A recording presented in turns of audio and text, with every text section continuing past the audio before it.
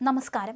നന്ദഗോവിന്ദം ഭജൻസിനെതിരെ ഉയരുന്ന വിവാദങ്ങളിൽ കടുത്ത ഭാഷയിൽ പ്രതികരിച്ച് RSP സംസ്ഥാന കമ്മിറ്റി അംഗം C. കൃഷ്ണചന്ദ്രൻ. അദ്ദേഹം ഫേസ്ബുക്കിൽ ഒരു കുറിപ്പ് പങ്കുവച്ചിട്ടുണ്ട്.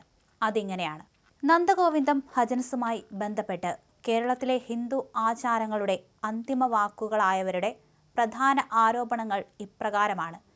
ക്ഷേത്രം മതസ്ഥാപനമാണ്, മതേതര സ്ഥാപനമല്ല. അവിടെ അന്യമത പ്രാർത്ഥന, ഗാനം എന്നിവ പാടില്ല.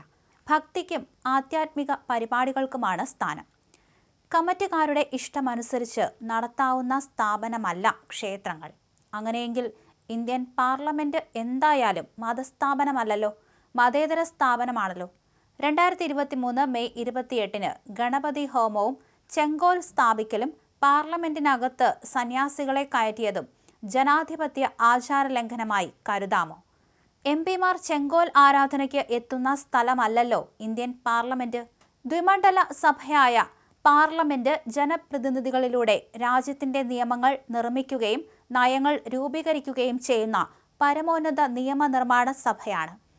കേന്ദ്രം ഭരിക്കുന്നവരുടെ ഇത്തരം വിശ്വാസ സംഹിതകൾ കൂട്ടായ ആലോചനകളില്ലാതെ ഏകപക്ഷീയമായി മറ്റുള്ളവരിലേക്ക് അടിച്ചേൽപ്പിച്ചപ്പോൾ അതിലെന്ത് പ്രശ്നം എന്ന് മേനി നടിച്ചവർ വെമ്പിൻകുളങ്ങര ക്ഷേത്രത്തിന്റെ പുനരുദ്ധാരണവുമായി ബന്ധപ്പെട്ട് ഫണ്ട് സമാഹരണത്തിന് നടത്തിയ പരിപാടിയിലെ ഒരു ഗാനത്തെ സംബന്ധിച്ച് ബാലിശമായ വാദഗതികൾ ഉന്നയിക്കരുത്. വെമ്പിൻകുളങ്ങര ക്ഷേത്രത്തിന്റെ ഭാരവാഹികൾ തന്നെ പരസ്യ പ്രസ്താവനയിലൂടെ പറയുന്നു, ക്ഷേത്ര പുനർനിർമ്മാണത്തിന് പ്രചരണമെന്ന നിലയിൽ സൗജന്യമായിട്ടാണ് നന്ദഗോവിന്ദം ഭജൻസ് പരിപാടി അവതരിപ്പിച്ചത്. പരിപാടി ക്ഷേത്രമതിൽക്കെട്ടിനുള്ളിലല്ല നടത്തിയത്. ജാതിമതഭേദമന്യേ പ്രദേശത്തെ എല്ലാ വീടുകളിലും സൗജന്യ പാസ് എത്തിച്ചിരുന്നു. ക്ഷേത്രത്തിലെ ദേശത്താലപ്പൊലി കടന്നു പോകുമ്പോൾ ആ പ്രദേശത്തെ ക്രിസ്ത്യാനികളും തിരിതെളിയിക്കാറുണ്ട്. ഞങ്ങളുടെ നാട്ടിലെ സമ്പ്രദായവും ഏകതയും വിവാദമുണ്ടാക്കി തകർക്കരുത്. ഇത്രയും വിശാലമായ വ്യക്തമായ പ്രസ്താവന ക്ഷേത്ര കമ്മിറ്റി പുറത്തിറക്കിയിട്ടും കാര്യങ്ങൾ മനസ്സിലാക്കാൻ ആത്മാർത്ഥമായ യാതൊരു ശ്രമവും നടത്താതെ വെമ്പിൻകുളങ്ങര ക്ഷേത്രത്തിന്റെ ശ്രീകോവിലിനുള്ളിൽ ഇരുന്നു കൊണ്ട് വിഗ്രഹത്തെ നോക്കിയാണ് നന്ദഗോവിന്ദം ഭജൻസ് ക്രിസ്തീയ ഭക്തിഗാനം ആലപിച്ചത് എന്ന തരത്തിലുള്ള നാലാം കീട അഭിപ്രായ പ്രകടനങ്ങൾ നടത്തുന്നവർ ആരുടെയൊക്കെയോ നിഗൂഢ അജണ്ടകളിൽ പെട്ടുപോയവരാണ്.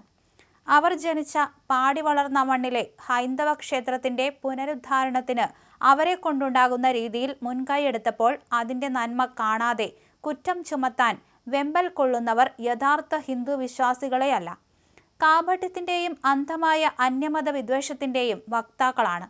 ചേർത്ത് പിടിക്കേണ്ടതിനെ അകറ്റി നിർത്തുന്നത് ചിലരുടെ വ്യക്തി താല്പര്യങ്ങൾക്കും ഭൗതിക നേട്ടങ്ങൾക്കും വേണ്ടിയാണ് എന്ന് ഇനിയെങ്കിലും തിരിച്ചറിയുക.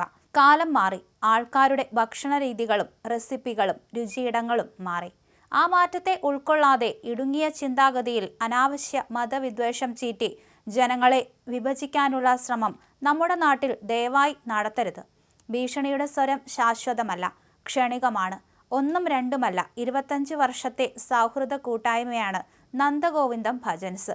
അവർ കൂടുതൽ വേദികൾ ഗാനസാന്ദ്രമാക്കട്ടെ, താല്പര്യമുള്ളവർ കേൾക്കട്ടെ. KP ശശികല എന്ന വീട്ടമ്മയോടാണ്, ഡിവൈഡമ്മയോടല്ല. അദ്ദേഹം കുറിപ്പ് ഇങ്ങനെ അവസാനിപ്പിക്കുന്നു.